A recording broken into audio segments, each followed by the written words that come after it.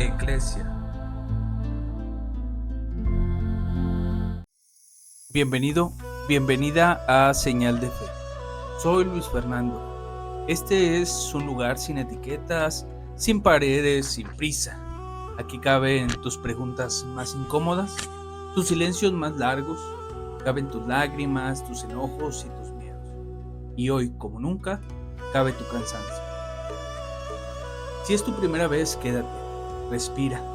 Esto no es un sermón, sino una conversación. Si ya nos has acompañado antes, gracias por volver. Saber que caminamos juntos me da esperanza. Resumen del episodio 3. Enojo, tristeza y miedo. Pecado o parte de la fe. La semana pasada hablamos de algo que muchos cristianos aprendieron a reprimir, las emociones difíciles. Dijimos algo que quizás sonó a liberación. No es pecado sentir enojo. Tampoco es pecado estar triste y no es pecado tener miedo. Jesús sintió todo eso. La Biblia está llena de gritos, lágrimas y sudor de sangre. Compartimos la historia de Manuel, un joven argentino que creció creyendo que un cristiano debe estar siempre gozoso. Cuando sus padres se divorciaron, no podía llorar, no podía enojarse y no podía tener miedo. Hasta que una noche, en medio de un ataque de pánico, gritó: «Dios, te odio», y descubrió que Dios no lo fulminó. Al contrario, esa honestidad abrió la puerta a una fe real, no a una fe fingida. Desarrollamos un tema amplio: el enojo, la tristeza y el miedo como emociones legítimas y no como pecados. Dijimos que el problema no es sentirlas, sino reprimirlas o dejar que nos gobiernen, y que Dios prefiere un corazón honesto y enojado a un corazón falso y sonriente. Cerramos con una oración sin filtros y una recomendación: la película Silencio de Scorsese. Si la semana pasada te permitiste sentir algo que antes escondías, está bien hecho. Esa es la senda de la sanidad. Ahora vamos a respirar hondo, dejar el ruido afuera y pasar al versículo de la semana. Versículo de la semana. El versículo de hoy es uno de los más peligrosos, pero no porque sea malo, sino porque ha sido mal usado, mal citado, mal entendido y ha causado más culpa que esperanza. Está en el Evangelio de Mateo, capítulo 5, versículo 48. Jesús dice: «Sean perfectos como su Padre Celestial es perfecto». Si tomas este versículo solo, sin contexto, puede destruirte, porque serás perfecto nunca y pasarás la vida sintiendo que le fallas a Dios. Pero necesitamos entender qué quiso decir Jesús realmente. La palabra griega utilizada aquí es teleios. No significa sin error o impecable. Significa completo o maduro, que ha alcanzado su propósito. Como una fruta que está lista para comer, como un atleta que ha entrenado y está en su punto. Jesús no está diciendo nunca te equivoques. Está diciendo crece hasta ser quien Dios diseñó que fueras. Es una invitación y no una amenaza. Y la clave está en el contexto. Justo antes Jesús habló de amar a los demás, a los enemigos, a saludar a todos, a dar sin esperar recompensa. La perfección que Jesús pide es la perfección del amor, no la perfección del desempeño. Este versículo va a ser nuestra luz hoy porque vamos a hablar de algo que ha aplastado a millones de cristianos: el perfeccionismo religioso. Ese peso invisible que te dice nunca eres suficiente. Da más, esfuérzate más, ora más, lee y sirve más. Y vamos a decir algo liberador: Jesús no vino a ponerte una mochila más pesada, vino a quitártela. Preguntas sin rodeos. La pregunta de hoy me la han susurrado al oído personas que llevan años en la iglesia: pastores, líderes, músicos, maestros de escuela dominical, personas que parecen tener todo bajo control, pero por dentro se están desmoronando. La pregunta suena así: ¿por qué siento que nunca soy suficiente para Dios? Por más que hago, siempre hay algo que falla. ¿Dios está decepcionado de mí? A veces pueden ser otras palabras, como me siento culpable todo el tiempo, o no puedo disfrutar de mi fe porque siempre pienso que debo hacer más. Pero vamos a responder con calma, aunque sin concesiones.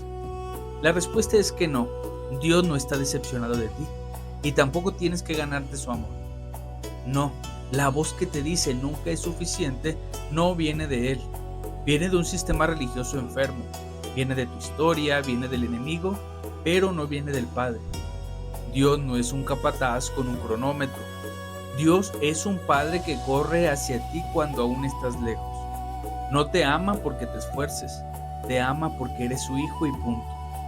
Si hoy cargas con una culpa que no te deja respirar, si sientes que tu vida cristiana es una lista interminable de tareas incumplidas, quédate. Esto es para ti. Pasaremos ahora a una historia real. Una historia de alguien que vivió atrapado en el perfeccionismo religioso y luego encontró la libertad.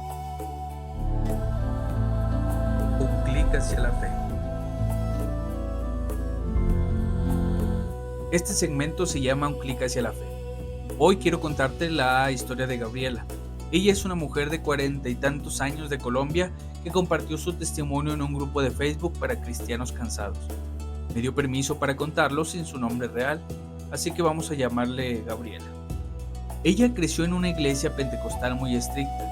Desde niña le enseñaron que Dios veía todo, que no podía fallar, que un cristiano verdadero ora 1 hora al día, lee 5 capítulos de la Biblia, ayuna los viernes, da el diezmo perfecto y evangeliza cada semana y nunca jamás se enoja. Ella por supuesto que lo intentó y con todas sus fuerzas. Tenía una libreta donde anotaba sus devocionales. Si un día no leía ponía una X roja y esa X la atormentaba. Dice, mi fe se convirtió en una planilla de Excel. Sumaba méritos y restaba errores. Siempre estaba en números rojos. Se casó joven, tuvo hijos y trató de criar a sus hijos con las mismas reglas, pero sus hijos empezaron a rebelarse. Uno dejó la iglesia y el otro le dijo, mamá, no soporto más tus reglas. Gabriela cayó en una depresión profunda. Decía, fracasé como cristiana, como madre, como esposa. Dios debe estar avergonzado de mí. Dejó de ir a la iglesia y por vergüenza. Un día encerrada en su casa sin querer ver a nadie abrió YouTube. Escribió, Dios está decepcionado de mí en el buscador y apareció un video de un pastor español joven, de esos con barba descuidada pero voz tranquila. El video se llamaba La mentira del cristiano perfecto. El pastor decía algo que Gabriela nunca había escuchado. Dios no lleva una planilla de tus errores. Jesús ya pagó por todos ellos. La pregunta no es, ¿qué más debo hacer? La pregunta correcta es, ¿por qué sigo tratando de pagar lo que ya está pagado?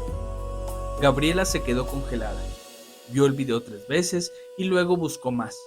Encontró predicaciones sobre la gracia, sobre el descanso en Cristo y sobre el fin del desempeño. Cuenta, lloré como no lloraba en años. No lloré de tristeza, lloré de alivio. Por primera vez en mi vida entendí que Dios no me amaba por mis devocionales, me amaba porque sí. Gabriela no dejó de leer la Biblia, pero dejó de leerla por obligación. Ahora la lee porque quiere. No ora 1 hora al día. Ora cuando puede, a veces 5 minutos, a veces 20, y dejó de sentirse culpable si un día no lo hace. Dice, mi fe solía ser una carrera que nunca terminaba. Ahora es un descanso. Sigo fallando, pero ya no me derrumbo, porque sé que mi valor no está en mi desempeño, está en lo que Jesús hizo por mí. Hoy Gabriela lidera un grupo pequeño de mujeres que, como ella, vivieron atrapadas en el perfeccionismo. Se reúne 1 vez a la semana no para estudiar la Biblia con presión, sino para compartir cómo les está yendo en el camino de la gracia. Esta es la verdadera historia de esta semana. Un clic hacia la fe a través de un video que le recordó que ya es suficiente. Ahora nos vamos al corazón del episodio. Vamos a hablar del peso del desempeño, de la culpa crónica y de cómo el Evangelio nos libera. Tema semanal. El tema de hoy es para muchos el más sanador de toda la temporada, porque el perfeccionismo religioso no es un problema menor. Es una epidemia silenciosa que ha dejado a miles de cristianos agotados, deprimidos y alejados de Dios. No porque hayan perdido la fe, sino porque la fe que les enseñaron era insostenible. Vamos a caminar juntos y despacio para nombrar el problema, entender de dónde viene y recibir el Evangelio no como una carga más, sino como el descanso que Jesús prometió. Primero, vamos a aclarar qué es el perfeccionismo religioso. Es esa voz interior que te dice, debes ser impecable para que Dios te acepte. Si fallas, estás fuera. Si no das el 100%, eres un cristiano de segunda. Pero eso no es lo mismo que la santidad. La santidad es un llamado a parecernos más a Jesús. El perfeccionismo religioso es una distorsión de ese llamado. La santidad te impulsa con amor. El perfeccionismo te aplasta con culpa. Convierte la gracia en una mercancía y te hace pensar que Dios te ama un poco más los días que lees la Biblia y un poco menos los días que no. Te hace creer que tu salvación es segura, pero que tu comunión con Dios depende de tu rendimiento diario. Eso no es cristianismo, eso es religión. Y Jesús vino a liberarnos de eso. Pero, ¿de dónde viene todo esto? Definitivamente no nace de la nada y tiene sus raíces. Por un lado, una teología distorsionada. Algunas enseñanzas cristianas ponen más énfasis en lo que tú haces por Dios que en lo que Dios ya hizo por ti. Predican mucho, esfuérzate, corre, lucha, gana, y poco descansa en mí, y hasta hecho y confía. La Biblia tiene ambos énfasis, pero cuando solo predicas el esfuerzo generas esclavos y no hijos. También viene de una historia familiar. Muchos perfeccionistas religiosos tuvieron padres exigentes que medían el amor con logros. Te quiero si sacas buenas notas. Te quiero si te portas bien. Y esa dinámica se transforma a Dios. Terminas creyendo que Dios es como tu papá o tu mamá terrenal. Un juez severo que siempre espera más. Hay también una personalidad propensa.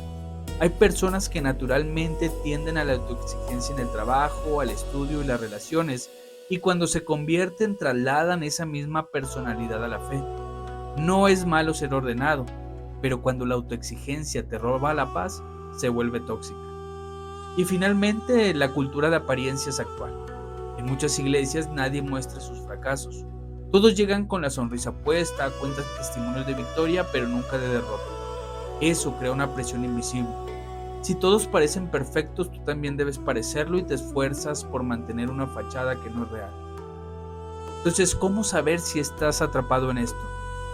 No te voy a diagnosticar, pero quiero que leas esta lista con honestidad. ¿Te sientes culpable si no lees la Biblia un día? ¿Crees que Dios está decepcionado de ti cuando cometes un error?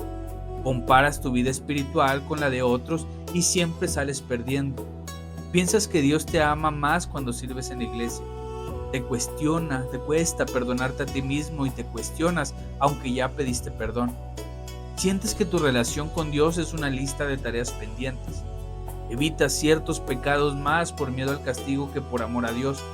Cuando fallas, piensas que Dios te va a castigar con algo malo. No puedes disfrutar del descanso porque sientes que deberías estar haciendo algo espiritual.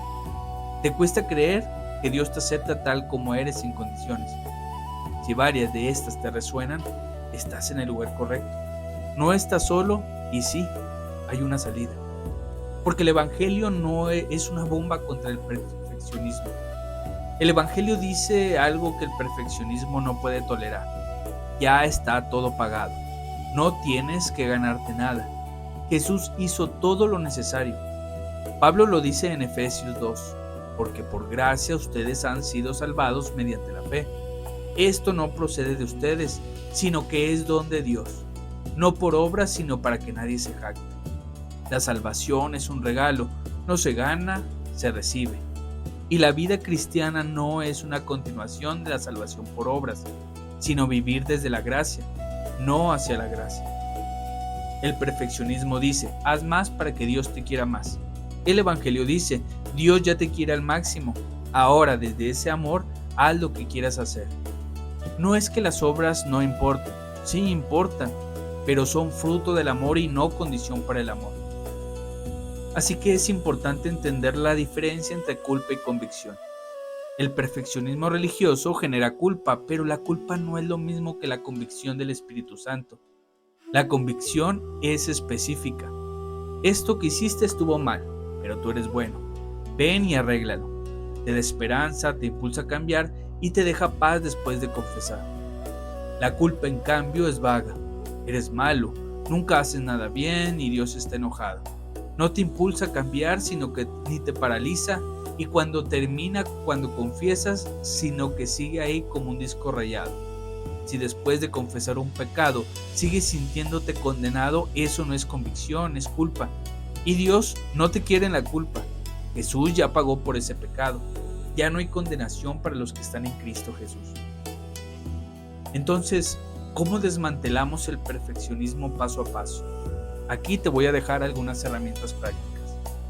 En primer lugar, cambia la narrativa. Deja de decir tengo que leer la Biblia y di quiero leer la Biblia. El tengo que es esclavitud y el quiero es libertad. Si un día no quieres, no leas, no pasa nada. Dios no se va a ofender. Segundo lugar, reconoce que eres humano. La perfección no es posible en esta vida. Solo una persona perfecta ha existido, Jesús, y Él vivió perfectamente para que tú no tuvieras que hacerlo. Su perfección se te acredita por fe. No necesitas fabricar la tuya.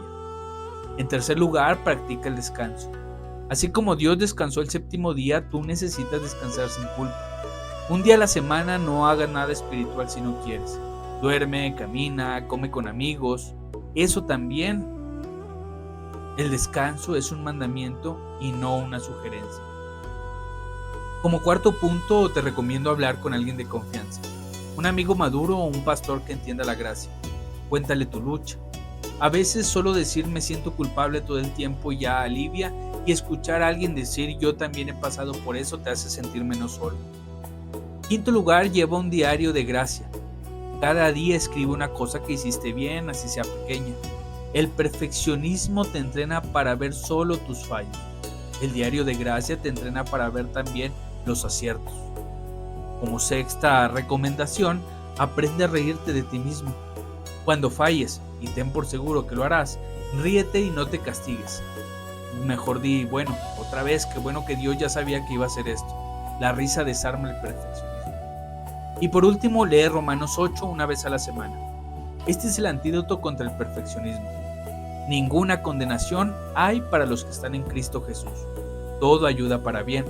Nada nos separa del amor de Dios. Léelo en voz alta varias veces. Si no sueltas el perfeccionismo, te va a pasar esto. Vas a quemarte. El burnout espiritual es real. Vas a ser duro con los demás, vas a esconder tus pecados. En lugar de confesarlos, vas a compararte constantemente y vas a salir perdiendo. Vas a perder la alegría de la fe y lo peor, vas a pensar que Dios es como tú, exigente, severo, imposible de contentar. Eso no es Dios. Eso es un ídolo que construiste con tus propias reglas. El perfeccionismo no te acerca a Dios, sino te aleja. Te hace ver a un Dios que definitivamente no existe. Mira el ejemplo de Pablo. Él tenía lo que llamó una espina en el cuerpo. No sabemos qué era, pero algo es claro. No era perfecto y tenía un problema que no podía resolver. 3 veces le pidió a Dios que se la quitara y Dios le respondió: te basta con mi gracia porque mi poder se perfecciona en la debilidad. Pablo entendió algo hermoso y dijo: por lo tanto me regocijaré en mis debilidades en lugar de lamentarlas. Eso es lo contrario del perfeccionismo. El perfeccionismo te dice esconde tu debilidad y la gracia te dice muestra tu debilidad porque allí brilla el poder de Dios. Pablo no era perfecto y eso no lo avergonzaba. Al revés, lo usaba para mostrar la gloria de Dios. Todo esto es porque Jesús vino a cumplir la ley. No lo olvides. Toda la ley, la que exige perfección, Él la cumplió por ti. Ahora, cuando Dios te mira, no ve tus fallos, sino que ve a Jesús. Tu imperfección está cubierta por su perfección. Eso no significa que puedas pecar libremente, sino que cuando fallas, fallarás, no tienes que huir de Dios. Puedes correr hacia Él porque Él ya no es un juez que te va a castigar, sino un Padre que te va a recibir. El Evangelio es escandaloso para el perfeccionista porque dice, no tienes que hacer nada, solo cree y solo recibe.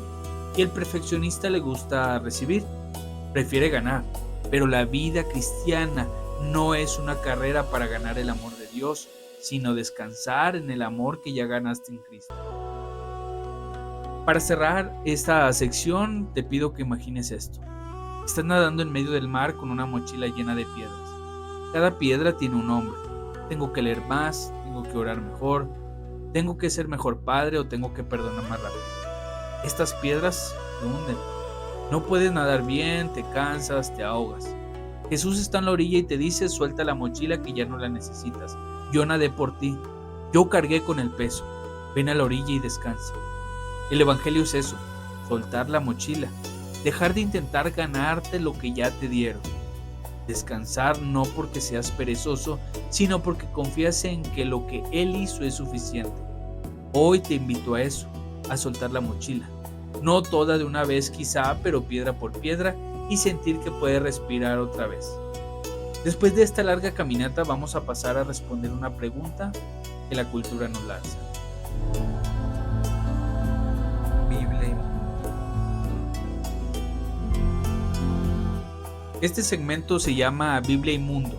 Hoy la pregunta es una que escucho mucho en el mundo empresarial, en el coaching personal y en los libros de autoayuda, y dice así: ¿no es bueno el perfeccionismo?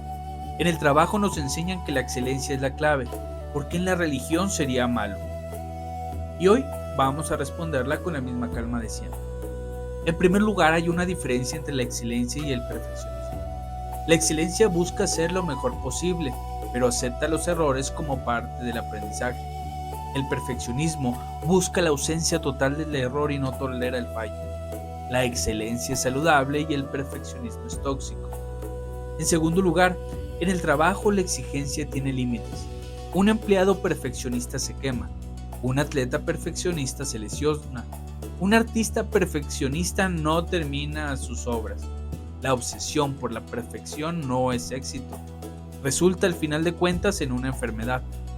Y es que el problema no es esforzarse. La Biblia nos llama a hacer todo de corazón, pero hay una diferencia entre esforzarse por amor y esforzarse por ser amado. El cristianismo no está en contra del esfuerzo, está en contra del esfuerzo por medio para ganar la salvación o el favor de Dios. El mundo definitivamente se mide por resultados, pero Dios mide por fidelidad. Una madre que cuida a su hijo con amor, aunque se equivoque, es perfecta a los ojos de Dios, no porque nunca falle, sino porque ama. El mundo no entiende eso. El mundo quiere eficiencia, Dios quiere presencia. Por último, si alguien te dice que el perfeccionismo es bueno, responde con suavidad. Para el mundo quizá, pero para mi alma, el perfeccionismo es un yugo que no puedo llevar.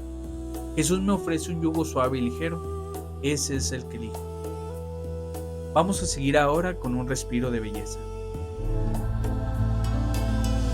Recomendación semanal. Cada semana recomiendo algo hermoso hecho por un cristiano. Hoy quiero recomendarte un libro. Es un libro pequeño y profundo que ha cambiado la vida de millones de personas. Se llama El regreso del hijo pródigo de Henry Nouwen. Nouwen fue un sacerdote católico, escritor y profesor, pero también fue un hombre que luchó contra la depresión, la soledad y el perfeccionismo.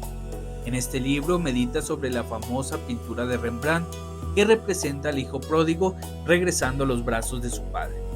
Nouwen descubre que en la vida cristiana a veces somos el hijo pródigo que se fue lejos, a veces somos el hijo mayor, el perfeccionista, el que se quedó en casa pero tiene el corazón amargado porque nunca recibió un abrazo. El libro es una invitación a dejar de ser el hijo mayor, ese que dice: toda la vida te he servido sin desobedecer nunca y nunca me diste un cabrito para celebrar con mis amigos. Eso es el perfeccionismo religioso, servir pero sin gozo, obedecer pero sin alegría. Nouwen descubre que el Padre, que es Dios, no ama más al hijo pródigo que al hijo mayor. Los ama a ambos, pero el hijo mayor nunca lo supo porque nunca pidió un abrazo, solo pidió reconocimiento por sus méritos. El libro termina con Nouwen entendiendo que él mismo tiene que convertirse en el Padre, dejar de ser el hijo que exige y empezar a ser el Padre que abraza. Puedes encontrar este libro en cualquier librería cristiana o en línea. Es corto, léelo con calma, un capítulo por noche. Te va a doler, te va a sanar. La belleza de este libro está en que no te da reglas, te da una imagen, un padre que corre, un hijo que regresa y un abrazo que no pregunta nada. Iglesia. Llegamos al final de este cuarto episodio de Señal de Fe. Vamos a orar. Padre, gracias porque no nos pides que seamos perfectos. Gracias porque nos pides que seamos sinceros. Hoy te pedimos por cada persona que escucha. Si alguien lleva años cargando una mochila de piedras, ayúdale a soltarlas, una a una.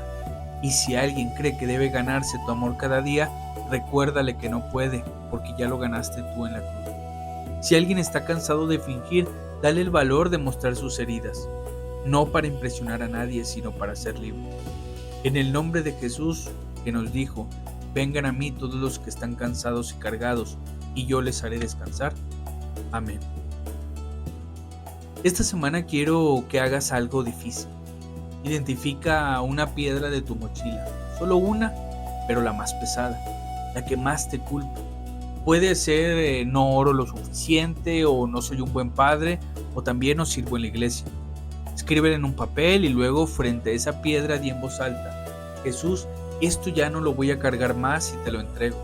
Y rompe el papel. No lo guardes, tíralo como un símbolo. Los símbolos sí importan. Comparte este episodio con alguien que sabes que vive cansado por la religión, con alguien que dejó la iglesia porque no daba la talla, con alguien que cree que Dios está decepcionado. Este episodio puede ser el primer paso hacia su libertad. Adelanto del próximo episodio. La semana que viene hablaremos de algo que duele mucho, algo que muchos han vivido pero pocos nombran. El episodio se titula Duele pero suelto. Vamos a hablar del perdón, y no del perdón fácil, de esos que dicen olvida y sigue. Vamos a hablar del perdón real, ese que duele, que no finge que no pasó nada, ese que libera pero no necesariamente reconcilia. No te lo pierdas porque va a ser duro y sanador. Nos escuchamos la próxima semana. Cuídate. Si hoy soltaste una piedra, bien hecho. Sigue así día a día. La mochila se va a vaciar y tú respirarás mejor. Señal de Fe vuelve pronto.